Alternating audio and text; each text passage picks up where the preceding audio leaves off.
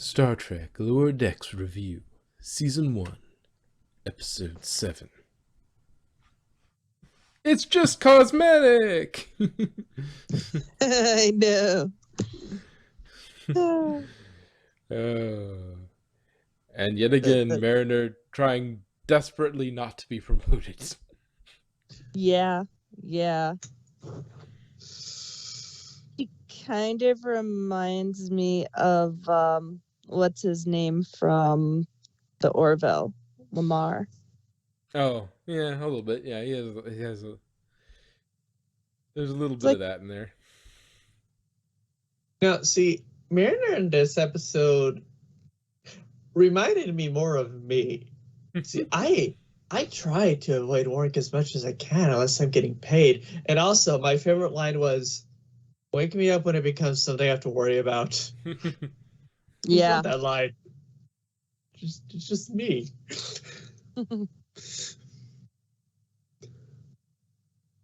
Yeah. And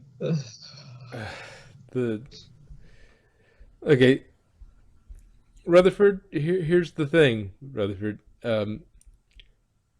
There are they have sample canisters for testing transporters.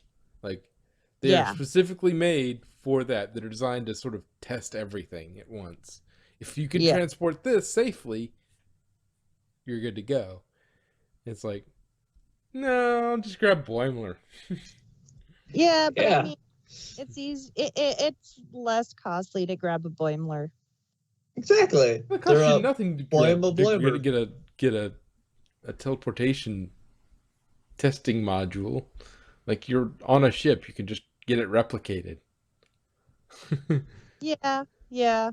But I mean, and if somebody questions you on it, it's like, I'm working on the transporter. I needed a transporter testing module. Well, that's quite logical. Yeah, but then he couldn't say "boim me up."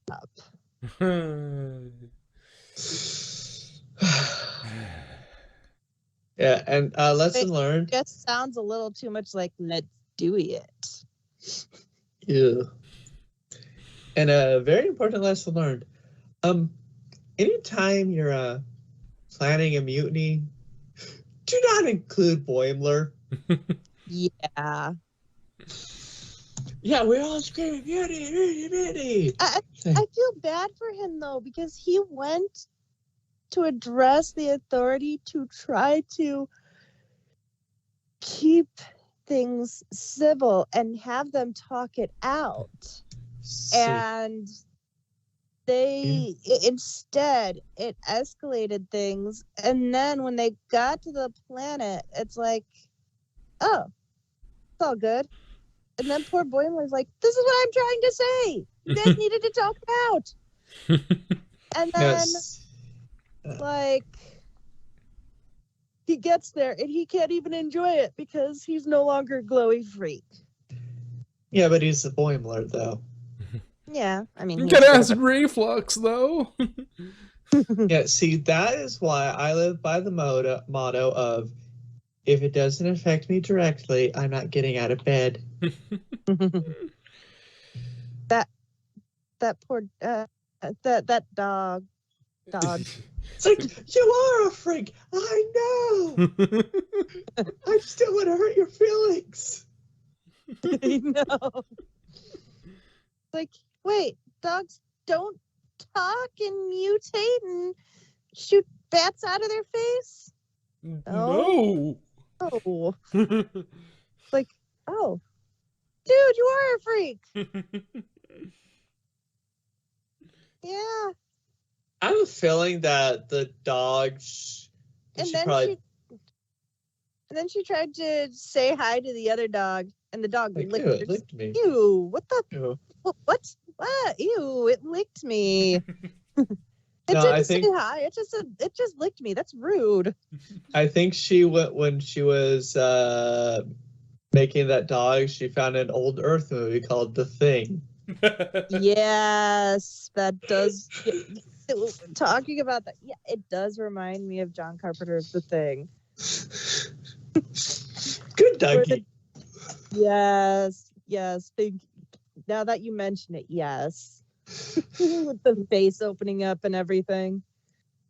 I don't see why she couldn't keep the dog. It seemed friendly for the most part. It was weird, but there was nothing unhealthy about the dog. It was just weird.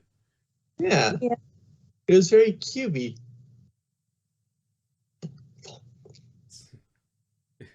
I'm an abomination.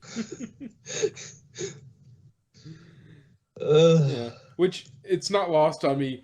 We're sending the dog to the farm. Yeah. Oh dear God. No, me either. No, it would have been funny. It's like Boimler says, "Yeah, you're going to this nice place called the farm." It's like, I've seen movies, me. That's like, wait, that's where my mom sent Mittens to Bunny. I never saw him again. Mittens. Yeah. Yeah.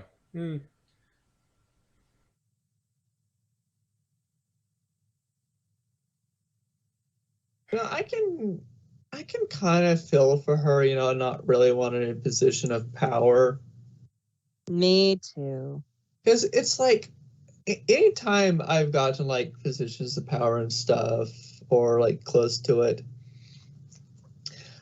I tell people what to do, and they just don't listen. Oh yeah. So it's like, thank you. I just hate responsibility. That too. And like, I preferred being like MOD plus, manager plus, where you're just like backup, and you're just like, I can cover things for you while you go on lunch, and then you come back charge. Like, I'm cool with that, but now I'm an actual MOD, and I'm like, Yeah, like a bunch of our higher ups got fired, which also teaches you a lesson of if you climb too high on the ladder, it's very easy to fall. Oh, that's not the case here. That's good.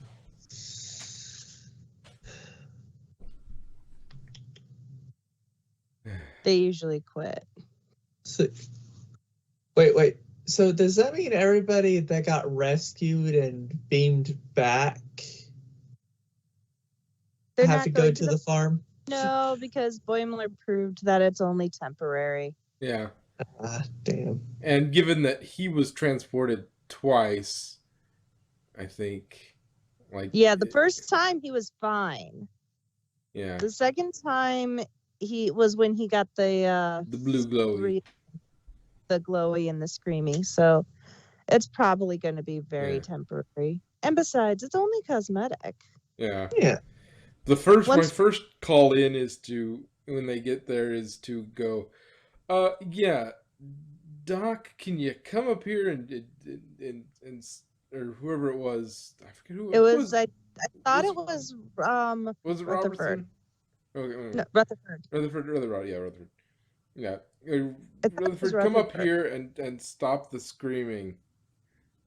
Yeah, all these people. Oh, but let us not forget about the other captain. I mean, they could be called on any moment to plant a seed. Yes, and especially all they were all in this whole stealth outfit. It's like, really? Okay.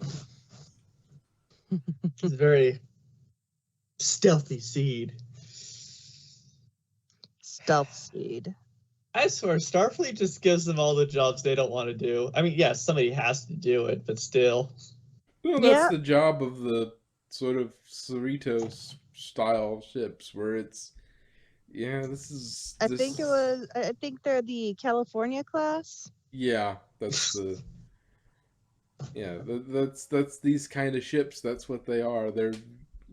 either inexperienced or you know, They're just rogues gallery. troublemakers or something. Like, this is where they stick all those people and just like, okay, you're gonna do, the stuff we can't, that doesn't require. We're not worried about you doing. We're okay with you doing. Um, yeah. So, second contact. Fixing a water purification facility.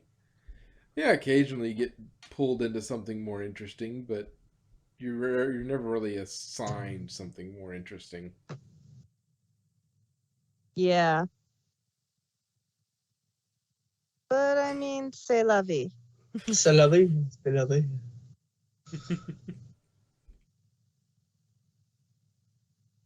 Mm-hmm. I mean, I know that one chick, well, I'm guessing 90% sure is a Vulcan, but yeah, she's still rude. She is rude. Kind of an ass, even for a Vulcan. Yeah. It's typically their straightforwardness and, Yeah, but Vulcans, it still have tact. Yeah, they still have tact, but She it's did just not sort of have tact. She felt more like a Romulan pretending to be a Vulcan. Okay. yeah. Like, Well, yeah, it's she just had that Romulan sass there. yeah. That But the Vulcans can come off on that as that from time to time because I mean, they pretty much all of can't. Enterprise was that. Yeah. And it's not that that's a trait. At least even if they don't mean it, like it can come off to humans and others as, yeah, they can be a little, you know, that tactless and unconcerned. Um, but yeah, she's turning up the limit, but she just might be that way. That's but Vulcans already start off because they sound so detached. Cold. Yeah, cold and detached. They already sound kind of arrogant because humans, see detachment and coldness as more arrogance a lot. That reads for humans that way, whereas for Vulcans it might be not so much. Oh, they're just cold and detached, and that's exactly how a Vulcan is. So, yeah, it's just, though if you, I mean, I guess maybe people just don't bother telling them when they do that, but like, if you spent that much time around humans and other, species with emotions, like, you'd probably pick up on, oh yes, they are feeling angry. Why are they angry? Maybe it's something I said. You'd try to intuit how to manage that. But I mean, like, look at Tuvok. He had a bit of a superiority complex, mostly because he did feel superior because he was a Vulcan, but he was not that haughty or like air of supremacy type. Like, he was not that up his nose at everything. He was just like, and he had a little bit of a sense of humor as well. He did. I mean, eating the sundaes, come on. I'd prefer to eat the sundaes than the dates any day.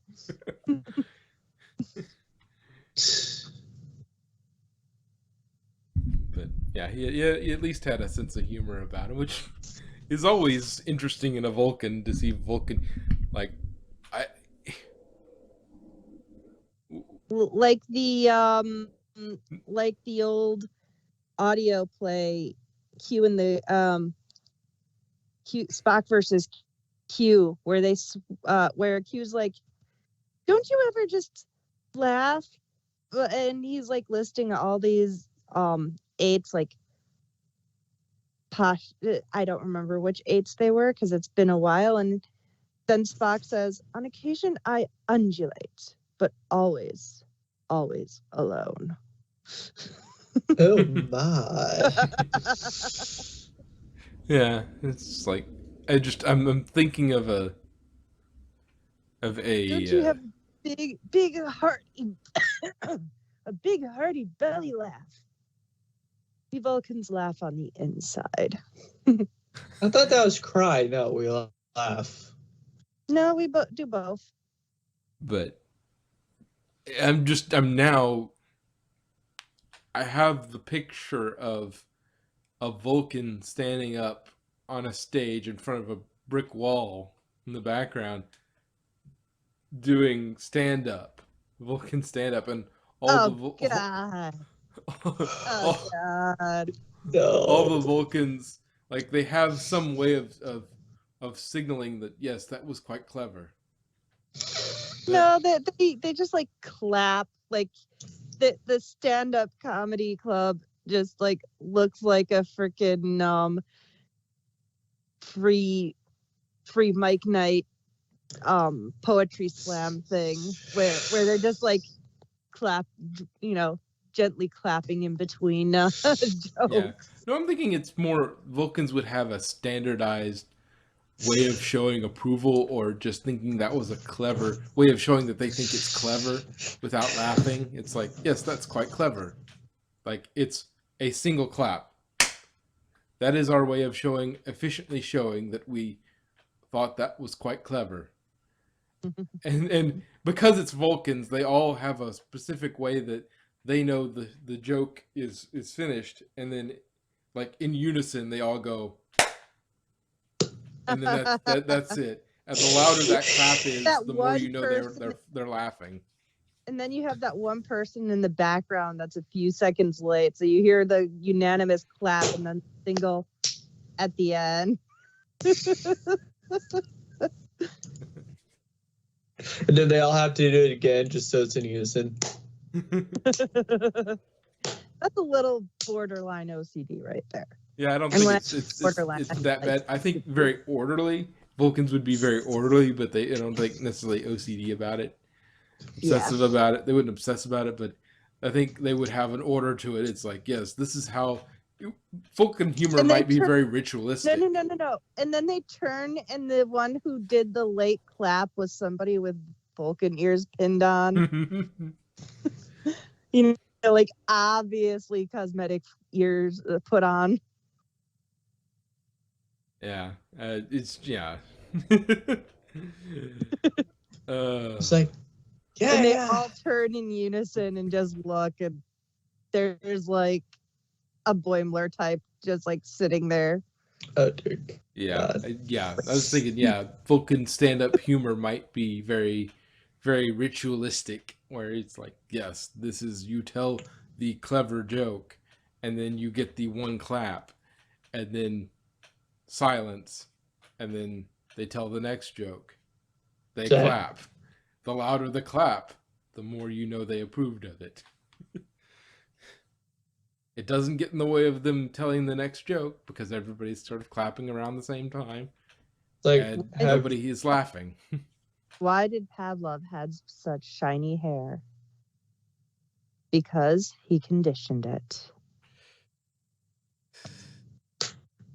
It's like, have you ever tried ramen food? No. And then you have the person like laughing in the background. And it's like a Romulan or something trying to pose as a Vulcan. It's a Romulan spy or something. Oh. Yeah. God. and I could imagine when a Vulcan, one of the comics comes up and starts to address the audience, and there's some slight shifting of feet or something. Calm down. I ask you to calm down, please. Simmer down. You are very excited. Please. Really? Contain your excitement. Oh, God. It's like, yeah. Another part's like, yeah, so me and her destroyed this guy's car. It's like, you love that car.